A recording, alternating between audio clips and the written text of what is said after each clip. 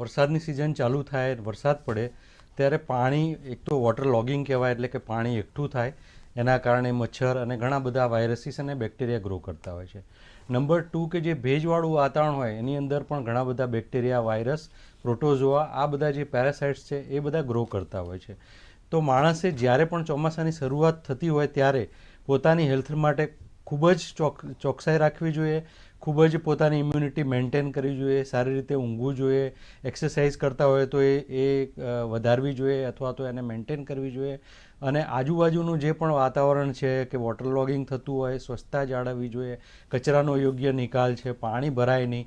ખાસ કરીને જે પેટની બીમારીઓ થતી હોય છે એના માટે આપણે જે પાણી અથવા તો જે ખોરાક ખાતા હોઈએ છીએ એની ગુણવત્તાની ચોકસાઈ આપણે જાતે જ કરવી જોઈએ. આપણે પોતે જ ધ્યાન રાખવું જોઈએ કે ભાઈ આપણે જે પાણી પીએ છીએ એ કેટલું ચોખ્ખું છે, એમાં કોઈ કન્ટામિનેશન એટલે કે એ બિન આરોગ્યપ્રદ તો નથી ને. આપણે જે પણ ખોરાક કે જે પણ વસ્તુઓ ખાઈએ છીએ એ પણ એટલી આરોગ્યપ્રદ છે કે નહીં એની ક્વોલિટી ચોક્કસ આપણે રાખવી જોઈએ. ખૂબ સરસ સર માહિતી